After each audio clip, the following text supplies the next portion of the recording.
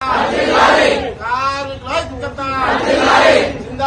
टीएससीसी जिंदाबाद जिंदाबाद टीएससीसी जिंदाबाद जिंदाबाद जिंदाबाद टीएससीसी जिंदाबाद जिंदाबाद జిల్లాలో ప్రభుత్వ హాస్పిటల్లో పనిచేసినటువంటి sanitation patient care security guards కొంతమంది ప్లంబర్స్ దాదాపు 250 మంది కార్మికులు పెండింగ్ లో ఉన్న జీతాలు ఇవ్వాలని ఇతర సమస్యలు పరిష్కరించాలని చెప్పేసి ఈ రోజు నుండి సమ్మెకు పోవడం జరుగుతూ ఉన్నది. మొత్తం హాస్పిటల్లో ఉన్న 250 మంది కార్మికులందరూ కూడా సమ్మెలు ఉన్నారు.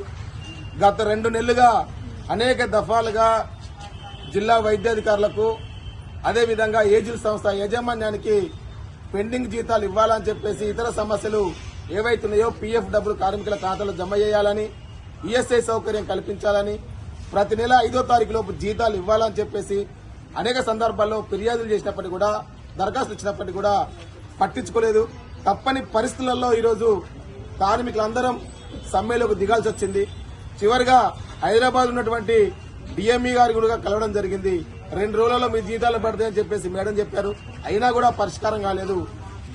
జూలై 24 తారీఖులో సమ్మెకు పోవాల్సింది ఈరోజు ఆగస్టు 2 తారీఖు నుంచి సమ్మెకు పోవాల్సిన పరిస్థితి ఏర్పడింది. వారం రోజులు వాయిదా చేసుకున్నాం జీతాలు పడతాయి కావచ్చని, కానీ పర్లేదు. కాబట్టి తప్పని పరిస్థితులలో ఈరోజు కార్మికులందరం కూడా ఐక్యంగా సమ్మెలో ఉండడం జరిగింది. ప్రభుత్వం గనక, వైద్యాధికారులు, కాంట్రాక్ట్ యాజమాన్యం గనక స్పందించి జీతాలు గనక పెండింగ్ జీతాలు ఇతర సమస్యలు పరిష్కారం కాకపోతే మా సమ్మెను మరింత ఉధృతం చేస్తామని చెప్పి సందర్భంగా మేము తెలియజేస్తున్నాం. ఇక్కడ సూపర్వైజర్లు, ఇతర అధికారుల వేధింపులు కూడా ఉన్నాయి. అవన్నీ ఆపాలి.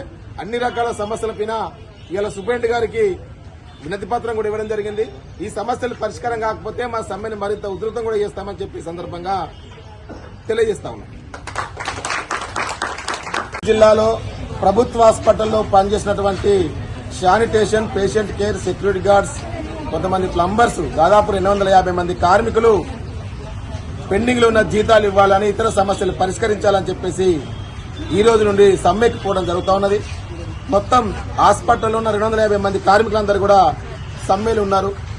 గత 2 నెలలుగా అనేక దఫాలుగా జిల్లా వైద్యాధికారులకు అదేవిధంగా ఏజిల్ సంస్థ యాజమాన్యానికి పెండింగ్ జీతాలు ఇవ్వాలని చెప్పేసి ఇతర సమస్యలు ఏవైతున్నాయో పీఎఫ్ డబ్బులు కార్మికుల ఖాతాలో జమ చేయాలని, ఈఎస్ఐ సౌకర్యం కల్పించాలని, ప్రతి నెల 5వ తారీఖులోపు జీతాలు ఇవ్వాలని చెప్పేసి అనేక సందర్భాల్లో ఫిర్యాదులు చేసినప్పటికీ కూడా, దరఖాస్తు ఇచ్చినప్పటికీ కూడా పట్టించుకోలేదు.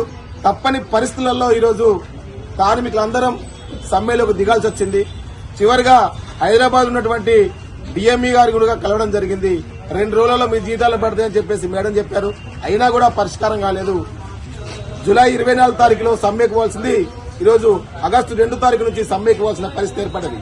వారం రోజులు వాయిదా చేసుకున్నాం జీతాలు పడతాయి కావచ్చని, కానీ పర్లేదు.